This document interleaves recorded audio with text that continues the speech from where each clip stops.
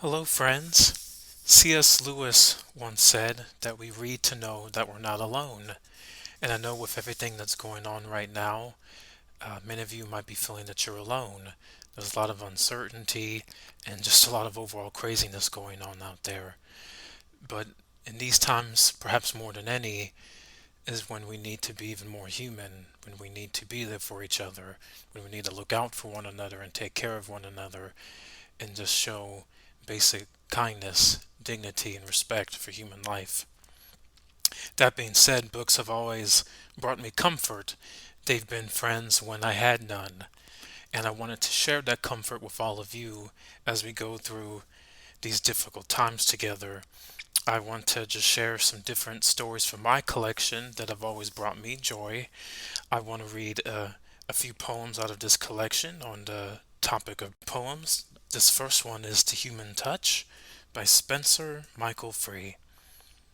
'Tis the human touch in this world that counts, the touch of your hand in mine, which means far more to the fainting heart than shelter and bread and wine. For shelter is gone when the night is over, and bread lasts only a day. But the touch of the hand and the sound of the voice sing on in the soul alway. This next one is The House by the Side of the Road, and it's by Sam Walter Foss. There are hermit souls that live withdrawn in the peace of their self-content. There are souls like stars that dwell apart in a fellowless firmament. There are pioneer souls that blaze their paths where highways never ran. But let me live by the side of the road and be a friend to man. Let me live in a house by the side of the road where the race of men go by. The men who are good and the men who are bad, as good and as bad as I. I would not sit in the scorner's seat or hurl the cynic's ban. Let me live in a house by the side of the road and be a friend to man. I see from my house by the side of the road, by the side of the highway of life, the men who press with the alder of hope, the men who are faint with the strife. But I turn not away from their smiles nor their tears, both parts of an infinite plan. Let me live in my house by the side of the road, and be a friend to man. Let me live in my house by the side of the road, where the race of men go by. They are good, they are bad, they are weak, they are strong, wise, foolish, so am I. Then why should I sit in the scorner's seat, or hurl the cynic's bar? Let me live in my house by the side of the road, and be a friend to man. Very good words. This next one is What Was His Creed by H.N. Pfeiffer. Hope I got that right. What was his creed? I do not know his creed. I only know that here below he walked the common road, and lifted many a load, lightened the task, brightened the day for others toiling on a weary way. This his only meed. I do not know his creed. His creed? I care not what his creed. Enough that never yielded he to greed, but served a brother in his daily need, plucked many a thorn and planted many a flower, glorified the service of each hour, had faith in God, himself, and fellow men. Perchance he never thought in terms of creed. I only know he lived a life indeed. This next one is The Voice of God by Lewis I. Newman. I sought to hear the voice of God and climbed the topmost steeple, but God declared, Go down again. I dwell among the people. That's one of the things I love about poetry and this literature in general. You don't need a lot of words to say a lot. Gonna go through a few more here. This next one is Plea for Tolerance by Margaret E. Bruner. If we but knew what forces help to mold the lives of others from their earliest years, knew something of their background, joys and tears, and whether or not their youth was drear and cold, or if some dark belief had taken hold, and kept them shackled, torn with doubts and fears, so long it crushed the force that perseveres, and made their hearts grow prematurely old. Then we might judge with wiser, kindler sight, and learn to put aside our pride and scorn. Perhaps no one can ever quite undo his faults or wholly banish some past blight. The tolerant mind is purified, reborn, and lifted upward to a saner view. Next we have Outwitted by Edwin Markham. He drew a circle that shut me out. Heretic, rebel, a thing to flout. But love and I hath the wit to win. We drew a circle that took him in. And finally we have Rosa Zagnoni Marinoni, and it is Who are my people? My people, who are they? I went into the church where the congregation worshipped my God. Were they my people? I felt no kinship to them as they knelt there. My people, where are they? I went into the land where I was born, where men spoke my language. I was a stranger there. My people, my soul cried, who are my people? Last night in the rain I met an old man who spoke a language I do not speak, which marked him as one who does not know my God. With apologetic smile he offered me the shelter of his patched umbrella. I met his eyes, and then I knew. Some really great words on the subject of brotherhood. Once again, something we really need to remember. Next, I'm going to read Rikki Tikki Tavi.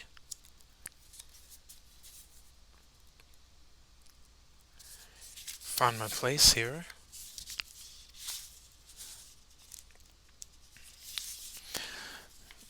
You just can't replace books, just the sound of the paper, the smell of them, just gets me every time. Love screens, but there's no quite replacement for your book, is there?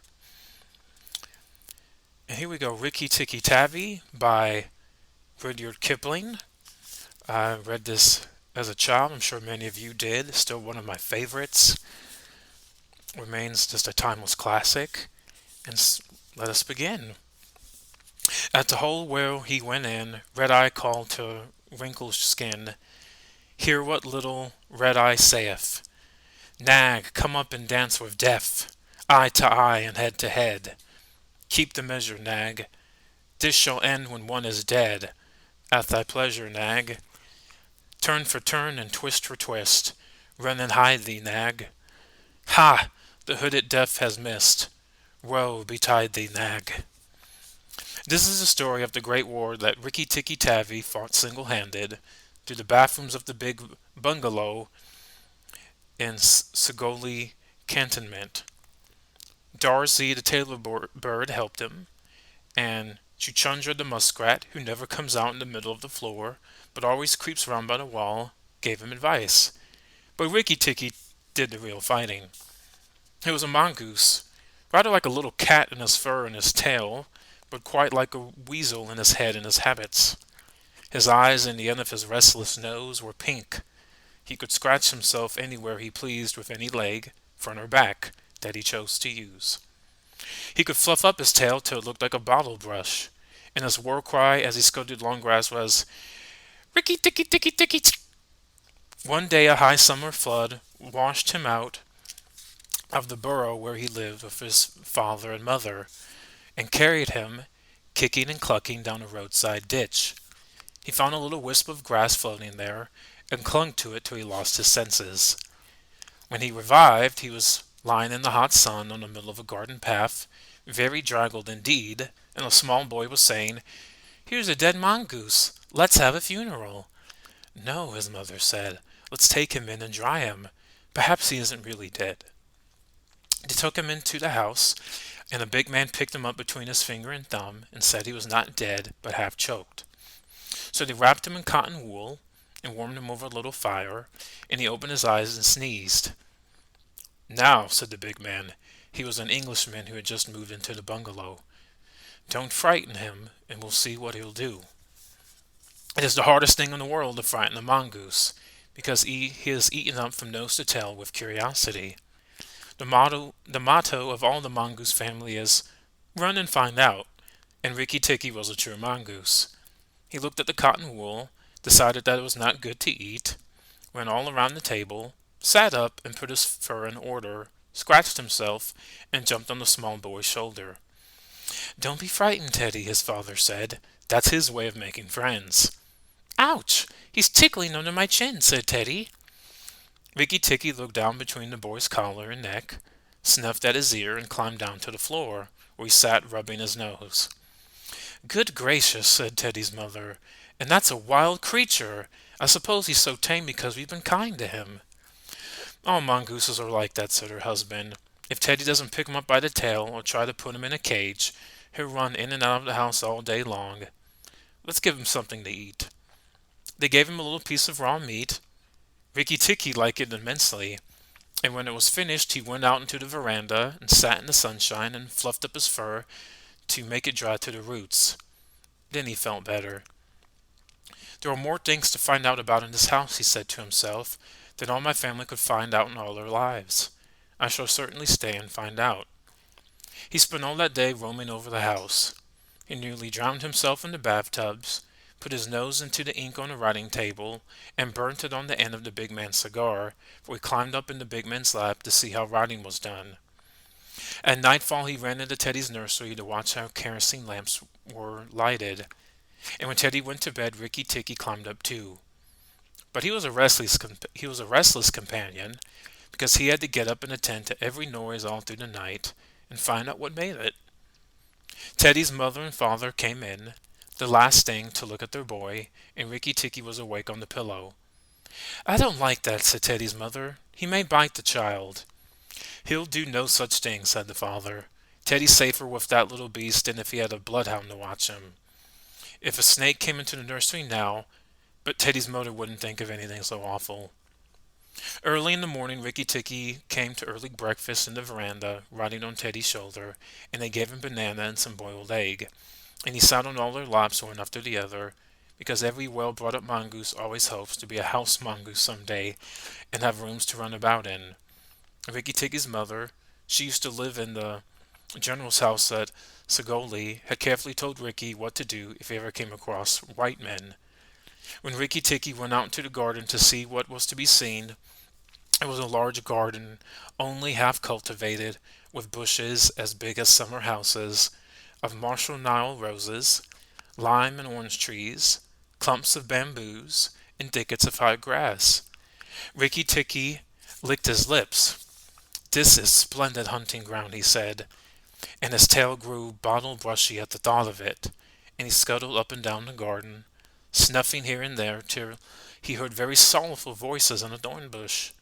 It was Darzee, the tailor bird, and his wife. They had made a beautiful nest by pulling two big leaves together and stitching them up the edges with fibers, and had filled the hollow with cotton and downy fluff. The nest swayed to and fro as they sat on the rim and cried. What is the matter? Asked Rikki Tikki. We are very miserable, said Darzee. One of our babies fell out of the nest yesterday, and Nag ate him. Huh, said Rikki Tikki. That is very sad, but I'm a stranger here. Who is Nag? Darzee and his wife only cowered down in the nest without answering, for from the thick grass at the foot of the bush there came a low hiss. A horrid cold sound that made Rikki Tikki jump back 2 clear feet.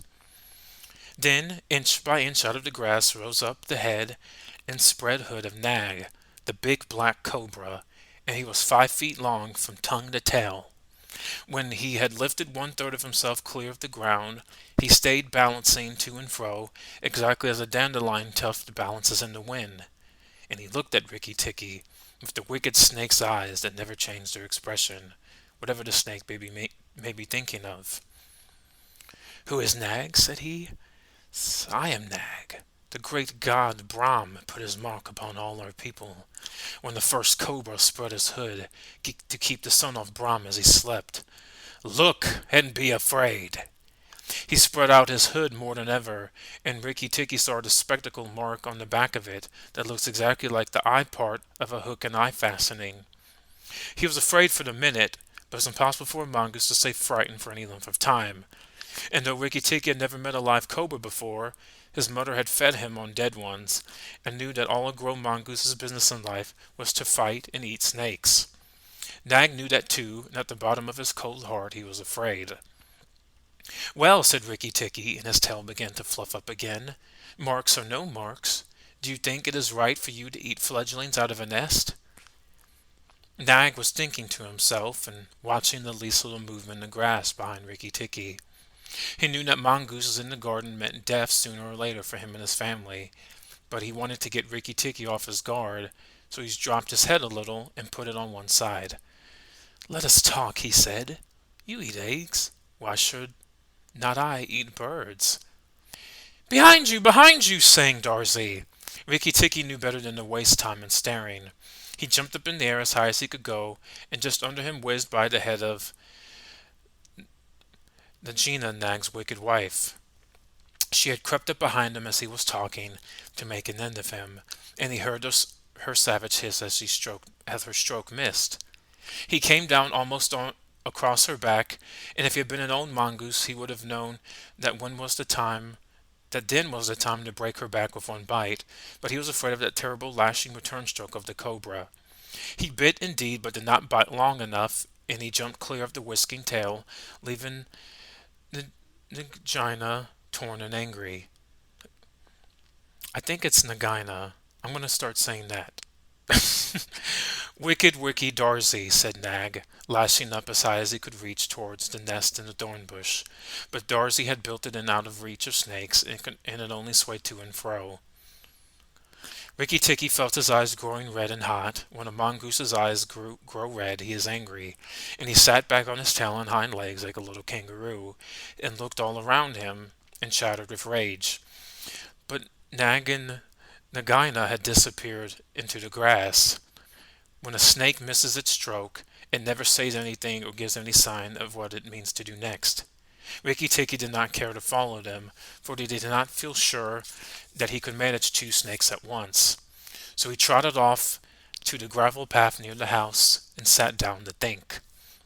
It was a serious matter for him. If you read the old books of natural history, you will find they say that when the mongoose fights the snake and happens to get bitten, he runs off and eats some herb that cures him. That is not true. The victory is only a matter of quickness of eye and quickness of foot.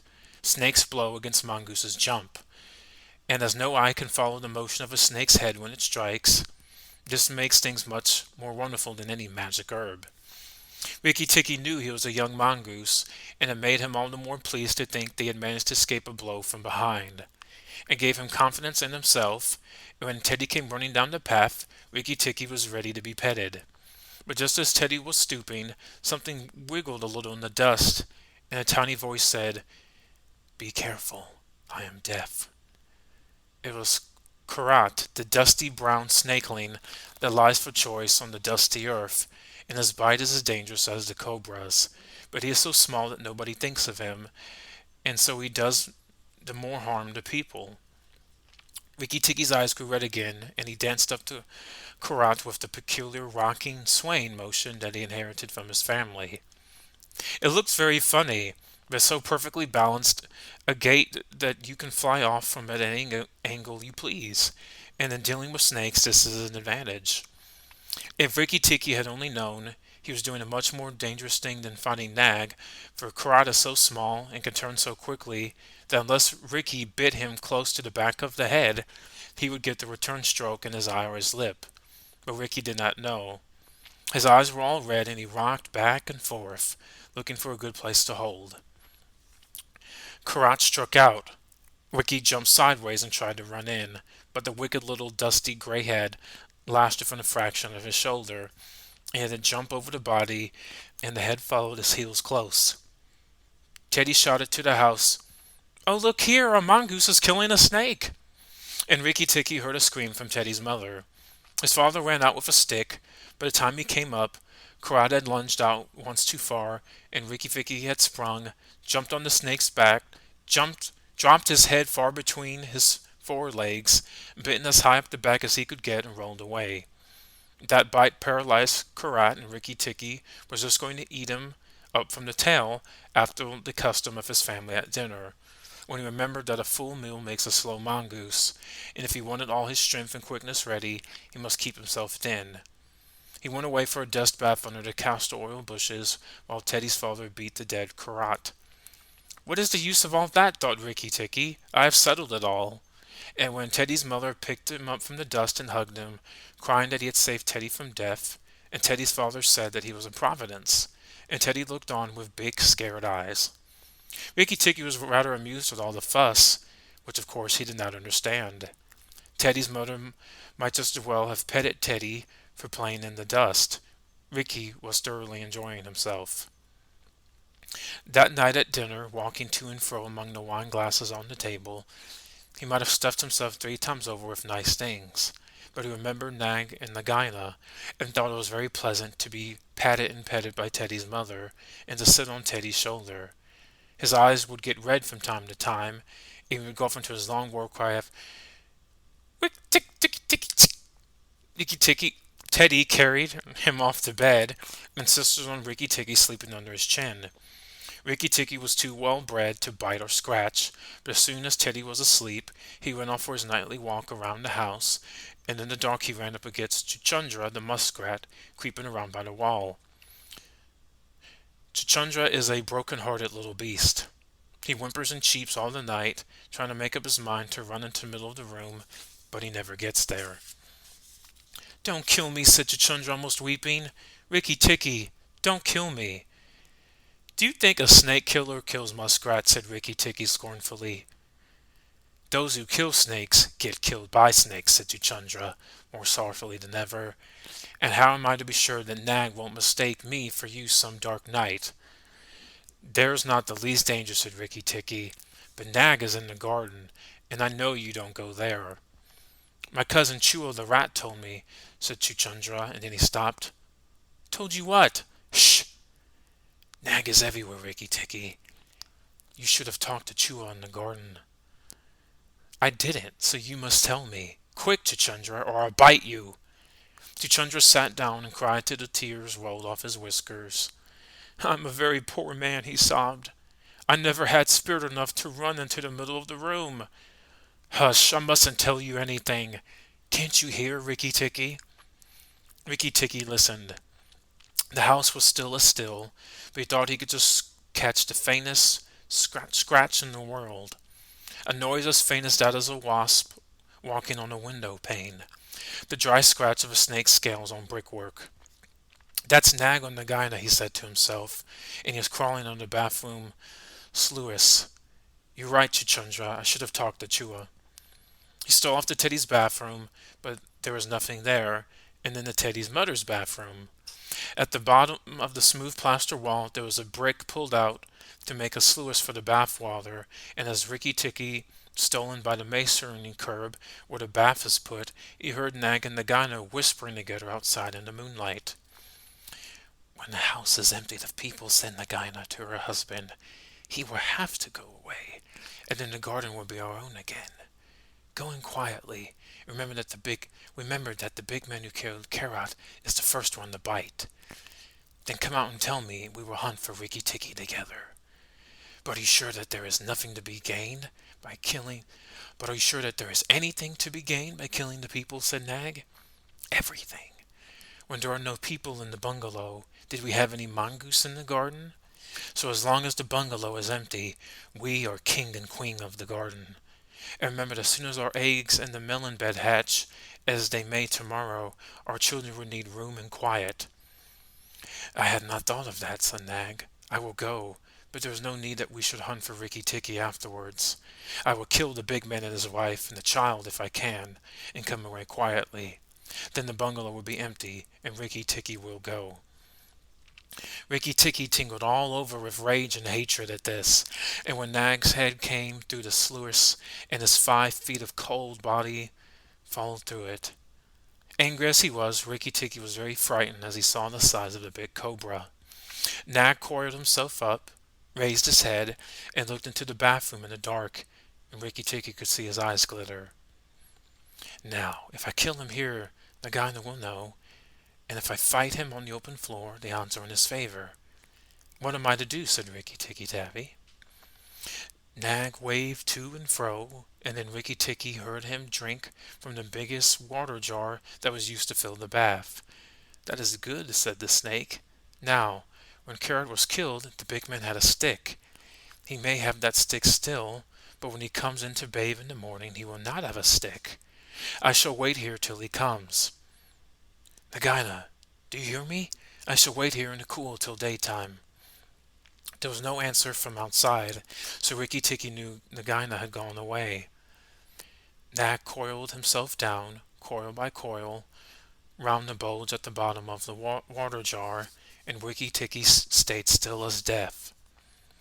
After an hour he began to move, muscle by muscle, towards the jar. Nag was asleep, and Rikki Tikki looked at his big back, wondering which would be the best place for a good hold. "If I don't break his back at the first jump," said Rikki, "he can still fight. And if he fights, oh, Rikki." He looked at the thickness of the neck below the hood, but that was too much for him, and a bite near the tail would only make Nag savage. "It must be the head," he said at last, "the head above the hood. And when I am once there, I must not let go." Then he jumped. The head was lying a little clear of the water jar, under the curve of it, and as his teeth met, Rikki braced his back against the bulge of the red earthenware to hold down the head. This gave him just 1 second's purchase, and he made the most of it. Then he was battered to and fro, as a rat is shaken by a dog, to and fro on the floor, up and down, and round in great circles, but his eyes were red, and he held on as the body cart-whipped over the floor, upsetting the tin dipper and the soap dish and the flesh brush, and banged against the tin side of the bath. As he held, he closed his jaws tighter and tighter, for he made sure he would be banged to death, and for the honor of his family he preferred to be found with his teeth locked. He was dizzy, aching, and felt shaken to pieces when something went off like a thunderclap just behind him. A hot wind knocked him senseless, and red fire singed his fur. The big man had been wakened by the noise, and had fired both barrels of a shotgun into Nag just behind the hood. Rikki Tikki held on with his eyes shut, for now he was quite sure he was dead, but the head didn't move, and the big man picked him up and said, "It's the mongoose again, Alice. The little chap has saved our lives now." Then Teddy's mother came in with a very white face and saw what was left of Nag, and Rikki Tikki dragged himself to Teddy's bedroom and spent half the rest of the night shaking himself tenderly to find out whether he was really broken into 40 pieces as he fancied. When morning came he was very stiff, but well pleased of his doings. "Now I have Nagaina to settle with, and she will be worse than 5 Nags, and there's no knowing when the eggs she spoke of will hatch. Goodness, I must go and see Darsy," he said. Without waiting for breakfast, Rikki Tikki ran to the thorn bush, where Darsy was singing a song of triumph at the top of his voice. The news of Nag's death was all over the garden, for the sweeper had thrown the body on the rubbish heap. "Oh, you stupid theft of feather," said Rikki Tikki angrily. "Is this the time to sing?" "Nag is dead, is dead, is dead," sang Darsy. "The valiant Rikki Tikki caught him by the head and held fast. The big man brought his bang stick, and Nag fell in 2 pieces. He will never eat my babies again." "All that's true enough, but where's Nagaina?" said Rikki Tikki, looking carefully round him. "Nagaina came to the bathroom sluice and called for Nag," Darsy went on, "and Nag came out on the end of a stick. The sweeper picked him up on the end of a stick and threw him upon the rubbish heap. Let us sing about the great, the red-eyed Rikki Tikki!" And Darsy filled his throat and sang. "If I could get up to your nest, I'd roll your babies out," said Rikki Tikki. "But you don't know when to do the right thing at the right time. You're safe enough in your nest there, but it's war for me down here. Stop singing a minute, Darsy." "For the great, the beautiful Rikki Tikki's sake, I will stop," said Darsy.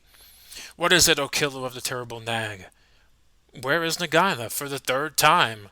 "On the rubbish heap by the stables, mourning for Nag. Great is Rikki Tikki with the white teeth." "Bother my white teeth! Have you ever heard where she keeps her eggs?" "In the melon bed on the end nearest the wall, where the sun strikes nearly all day. She hid them there weeks ago." And you never thought it worthwhile to tell me? The end nearest the wall, you said? Rikki Tikki, you're not going to eat her eggs. Not eat exactly, no. Darzy, if you have a grain of sense, you will fly off to the stables and pretend that your wing is broken and let Nagaina chase you away to this bush. I must get to the melon bed, and if I went there now, she'd see me. Darzy was a feather-brained little fellow who could never hold more than one idea at a time in his head. And just because he knew that Nagaina's children were born in eggs like his own, he didn't think at first that it was fair to kill them. But his wife was a sensible bird, and she knew that cobras' eggs meant young cobras later on.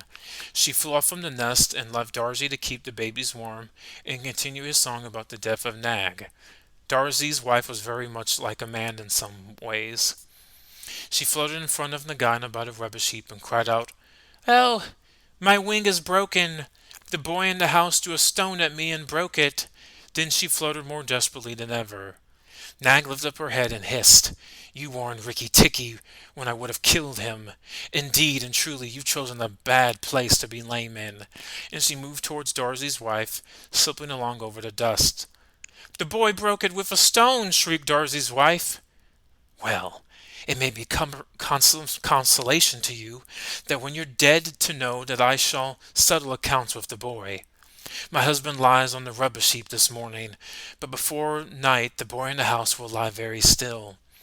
What is the use of running away? I am sure to catch you. Little fool, look at me." Darzy's wife knew better than to do that, for a bird who looks at a snake's eyes gets so frightened that she cannot move.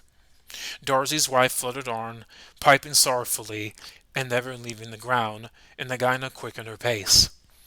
Rikki Tikki heard them going up the path from the stables, and he raced for the end of the melon patch near the wall. There, in the warm litter above the melons, very cunningly hidden, he found 25 eggs about the size of a bantam's eggs, but with whitish skins instead of shells. "It is not a day too soon," he said, for he could see the baby cobras curled up inside the skin, and knew that the minute they hatched they could each kill a man or a mongoose.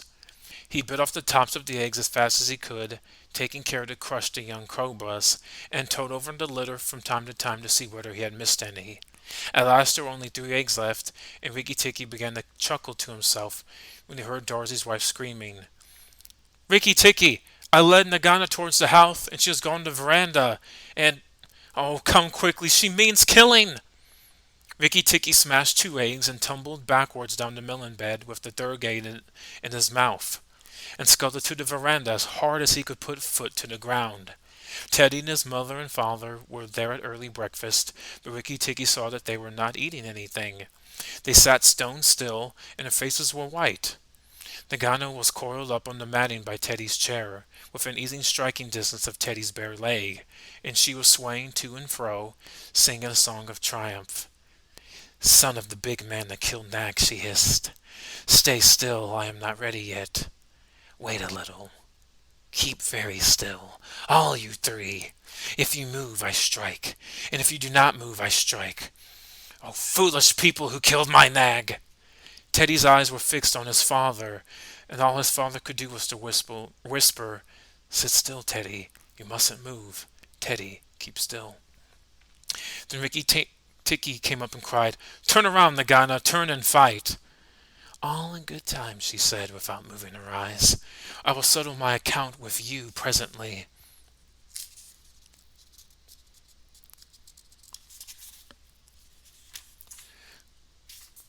"Look at your friends, Rikki Tikki. They are still in white. They are afraid. They dare not move, and if you come a step nearer, I strike." "Look at your eggs," said Rikki Tikki, "in the melon bed near the wall. Go and look, Nagaina." The big snake turned half round and saw the egg on the veranda. "Ah, give it to me," she said. Rikki Tikki put his paws, one on each side of the egg, and his eyes were blood red. What price for a snake's egg? For a young cobra? For a young king cobra? For the very last of the brood. The ants are eating all the others down by the melon bed. Nagaina spun clear round, forgetting everything for the sake of the one egg, and Rikki Tikki saw Teddy's father shoot out a big hand, catch Teddy by the shoulder, and drag him across the little table with the teacups, safe and out of reach of Nagaina. Tricked! Tricked! Tricked! You sick! Chuckled Rikki Tikki. The boy is safe, and it was I that caught Nag by the hood last night in the bathroom. Then he began to jump up and down, all 4 feet together, his head close to the floor. He threw me to and fro, but he could not shake me off. He was dead before the big man blew him in two. I did it! Rikki Tikki Tick! Come on, Nagaina, come and fight with me. You shall not be a widow long. Nagaina saw that she had lost her chance of killing Teddy, and the egg lay between Rikki Tikki's paws. Give me the egg, Rikki Tikki. Give me the last of my eggs, and I will go away and never come back, she said, lowering her hood. Yes, you will go away, and you will never come back, for you will go to the rubbish heap with Nag. Fight, widow! The big man has gone for his gun. Fight! Rikki Tikki was bounding all around Nagaina, keeping just out of reach of her stroke, his little eyes like hot coals. Nagaina gathered herself together and flung out at him. Rikki Tikki jumped up and backwards. Again and again and again she struck, and each time her head came within a whack on the matting of the veranda, and she gathered herself together like a watch spring.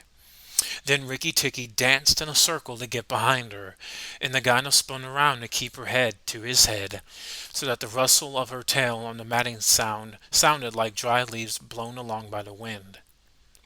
He had forgotten the egg.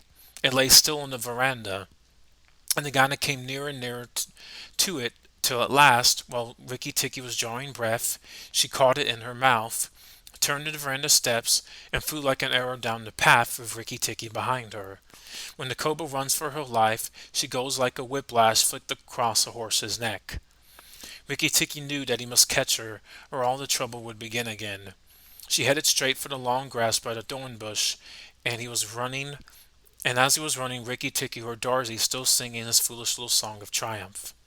But Darzee's wife was wiser. She flew off her nest as Nagaina came along, and flapped her wings about Nagaina's head. If Darzee had helped, they might have turned her, but Nagaina only lowered her head and went on. Still, the instant's delay brought Rikki Tikki up to her, and as she plunged through the rat hole where she and Nag used to live, his little white teeth were clenched on her tail, and he went down with her. And very few mongooses, however wise and old they may be, care not to follow a cobra into its hole. It was dark in the hole, and Rikki Tikki never knew when it might open out, and give Nagaina room to turn and strike at him. He held on savagely, and stuck out his feet to act as brakes on the dark slope of the hot, moist earth. Then the grass by the mouth of the hole stopped waving, and Darzee said, "It is all over with Rikki Tikki. We must sing his death song. Valiant Rikki Tikki is dead, for Nagaina will surely kill him underground." So he sang a very mournful song that he made up on the spur of the minute, and just as he got to the most touching part, the grass quivered again, and Rikki Tikki, covered with dirt, dragged himself out of the hole, leg by leg, licking his whiskers. Darzee stopped with a little shout. Rikki Tikki shook some of the dust out of his fur and sneezed. "Shoo! It is all over," he said. "The widow will never come out again." And the red ants that lived between the grass stems heard him, and began to troop down one after another to see if he had spoken the truth. Rikki Tikki curled himself up in the grass and slept where he was. Slept and slept till it was late in the afternoon, for he had done a hard day's work. "Now," he said when he awoke, "I will go back to the house, tell the coppersmith Darzee, and he will tell the garden that Nagaina is dead." The coppersmith is the bird who makes a noise exactly like the beating of a little hammer on a copper pot, and the reason he's always making it is because he is the town crier to every Indian garden, and he tells all the news to everybody who cares to listen. As Rikki Tikki went up to the path, he heard his attention notes like a tiny dinner gong, and then the steady ding dong tock. Nag is dead, dong. Nagaina is dead. Ding dong tock. That set all the birds in the garden singing, and the frogs croaking, for Nag and Nagaina used to eat frogs as well as little birds. When Rikki got to the house, Teddy and Teddy's mother, she looked very white still, for she had been fainting, and Teddy's father came out and almost cried over him. And that night he ate all that was given him till he could eat no more, and he went to bed on Teddy's shoulder, where Teddy's mother saw him when she came to look late at night. He saved our lives and Teddy's life, she said to her husband. Just think. He saved all our lives. Rikki Tikki woke with a jump, for the mongooses are light sleepers. Oh, it's you, he said. What are you bartering for? All the cobras are dead, and if they weren't, I'm here. Rikki Tikki had the right to be proud of himself, but he did not grow too proud, and he kept that garden as a mongoose should keep it, with tooth and jump and spring and bite, till a cobra never dared show its head inside the walls. And that is Rikki Tikki Tavi. Well, there's a little song by Darzy's Chant. Let me give that to you. Sung in honor of Rikki Tikki Tavi. Singer and tailor am I, double the joys that I know. Proud of my lilt to the sky, proud of the house that I sew. Over and under, so weave I my music, so weave I the house that I sew. Sing to your fledglings again, mother, oh lift up your head. Evil that plagued us is slain. Death in the garden lies dead. Terror that hid in the roses is impotent, flung on the dunghill and dead. Who has delivered us? Who? Tell me, tell me his nest and his name. Rikki, the valiant, the true. Tikki, the eyeballs of flame. Rikki Tikki Tikki, the ivory fang, the hunter of red balls of flame. Give him the thanks of the birds, bowing with tail feathers spread.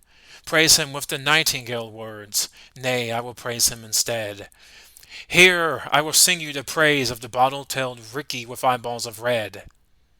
Here Rikki Tikki interrupted, so the rest of the song is lost. And that was Rikki Tikki Tavi. I'd like to continue in the Jungle Books as well as reading from my collection of poems and getting into some of Aesop's fables. I just want to give you some encouraging, lighthearted, fun stories, some food for thought. I'd just started this channel.